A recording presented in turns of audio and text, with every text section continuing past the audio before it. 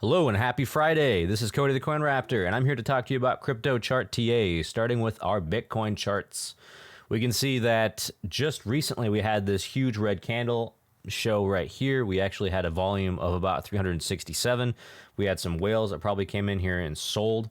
Now, the reason why we had this big red candle pop up here is because the unemployment report came out and the unemployment rate was 3.5% versus the forecasted 3.7%. Which is interpreted as bad news because it gives the Fed more ammunition, and the Fed will most likely continue raising rates as long as they see that the unemployment isn't spiking, which, according to this, it's not.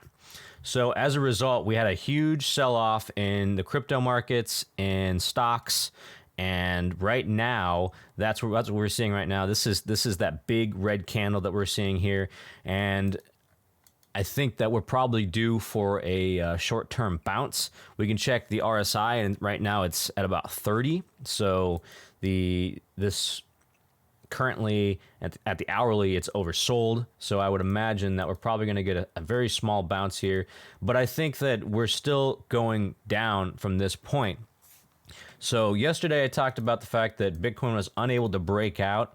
Zoom out a little bit here. It was unable to break out of this sideways channel that I put it in, about 20,400 or so. It failed to break out multiple times. Here we can see once, twice, and then a third time back here on the 27th. So right now, what this is telling me is that Bitcoin is still heading down. In the near term, we could probably see like a little bit of a bounce, but I think for the next couple of days or a week, we're probably going to wind up seeing a retreat in the prices.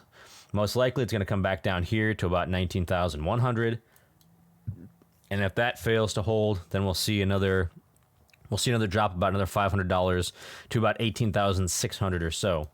And right now, I'm waiting personally. I'm being very, very patient and waiting for Bitcoin to come down below 19K, because I think it is going to come down below 19K, and I'd be very interested in adding to my DCA position below 19.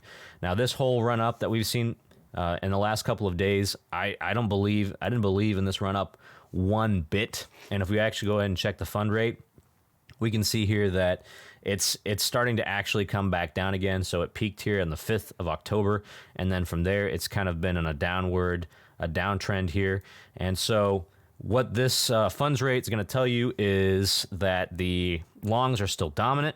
All right, we're going to see we could still see a big collapse in the price, and that would cause a capitulation by longs, which I still have not seen yet. But we're heading into the weekend, and the weekends are for selling. I made a whole video about that. It's a bear market, so in the bear market, the weekends are made for selling. All right, so we're going to go ahead and check Ethereum. Ethereum is in the very similar situation here as Bitcoin. However, if Ethereum keeps bleeding down here, it's going to go all the way and touch support here at about 1322, and then below that 1316. In this range, this whole area, there's a lot of support right here that we're looking at. And then if that fails to hold, what you're looking at is all the way down to 1274. And with Ethereum, I'm very interested in adding to my position below 1300, and especially as we approach the support level here at 1273. And if I wind up making any buys or anything for Bitcoin or Ethereum, I'll definitely let you guys know. Now, Ethereum is likely going to follow Bitcoin and coming back down again and retesting these support levels.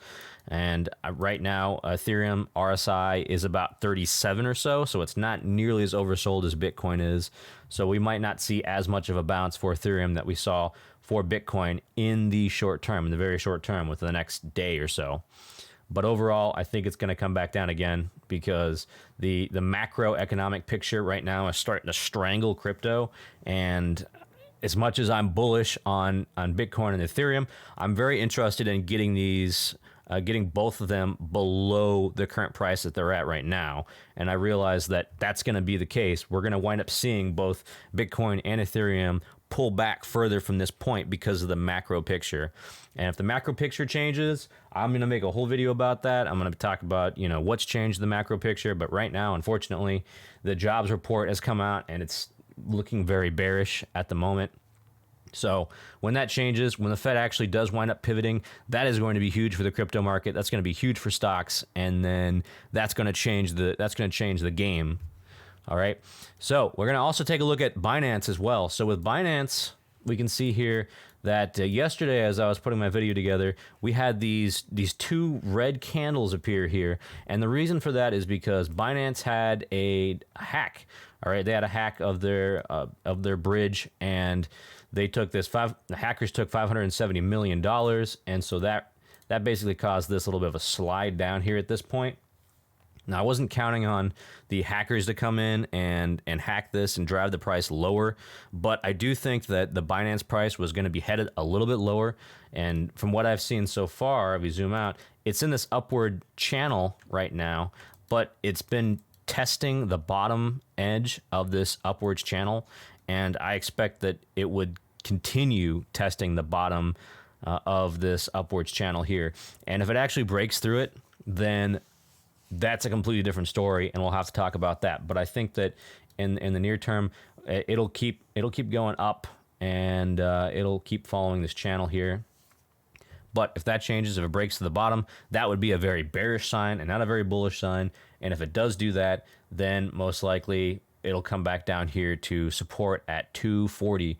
This is actually pretty strong support right here in this band, because you have both a resistance, you have multiple resistance levels at that point, and then you also have support as well at that point. So that should be very strong support for Binance if it comes down to this point. That's about 244.